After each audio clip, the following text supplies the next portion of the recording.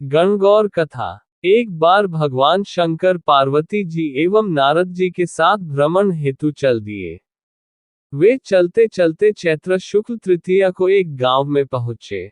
उनका आना सुनकर ग्राम की निर्धन स्त्रियां उनके स्वागत के लिए थालियों में हल्दी अक्षत लेकर पूजन हेतु तुरतम पहुंच गई।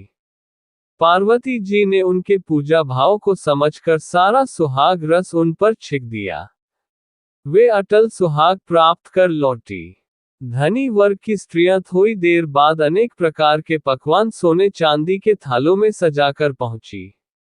इन स्त्रियां को देखकर भगवान शंकर ने पार्वती से कहा, तुमने सारा सुहाग रस तो निर्धन वर्ग की स्त्रियों को ही दे दिया, अब इन्हें क्या दोगी? पार्वती जी बोली, प्राणनाथ, उन स्त्रियों को ऊपरी पदार्थों से बना रस दिया गया है, इसलिए उनका रस धोती से रहेगा, परंतु मैं इन धनी वर्ग की स्त्रियों को अपनी अंगुली चीर कर रक्त का सुहाग रस दूंगी, जो मेरे समान सौभाग्यवती हो जाएंगी। जब इन स्त्रियों ने पूजन समाप्त कर लिया तब पार्वती जी ने अपनी अंगुली चीरकर उस रक्त को उनके ऊपर छिक दिया। जिस पर जैसे छींटे पड़े उसने वैसा ही सुहाग पा लिया। इसके बाद पार्वती जी अपने पति भगवान शंकर से आज्ञा लेकर नदी में स्नान करने चली गई।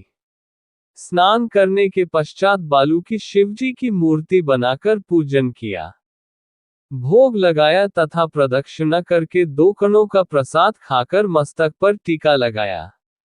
उसी समय उस पार्थिव लिंग से शिवजी प्रकट हुए तथा पार्वती को वरदान दिया, आज के दिन जो स्त्री मेरा पूजन और तुम्हारा व्रत करेगी उसका पति चिरंजीवी रहेगा तथा मोक्ष को प्राप्त होगा।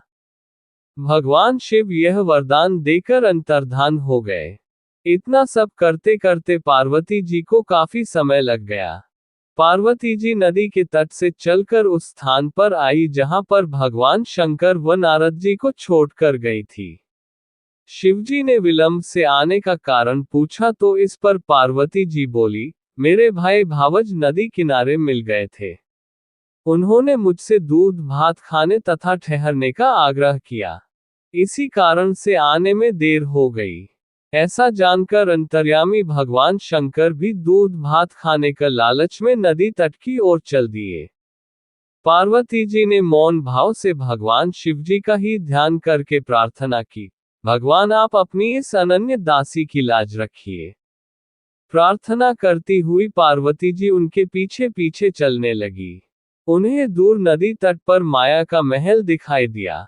वहां महल के अंदर शिवजी के साले तथा सहल्स ने शिव पार्वती का स्वागत किया। वे 2 दिन वहां रहे। तीसरे दिन पार्वती जी ने शिवजी से चलने के लिए कहा तो भगवान शिव चलने को तैयार न हुए। तब पार्वती जी रूठकर अकेली ही चल दी। ऐसी परिस्थिति में भगवान शिव को भी पार्वती के साथ चलना पड़ा। नारद जी भी साथ चल दिए। चलते चलते भगवान शंकर बोले, मैं तुम्हारे मायके में अपनी माला भूल आया। माला लाने के लिए पार्वती जी तैयार हुई तो भगवान ने पार्वती जी को न भेजकर नारद जी को भेजा। वहां पहुंचने पर नारद जी को कोई महल नजर नहीं आया। वहां दूर दूर तक जंगल ही जंगल था।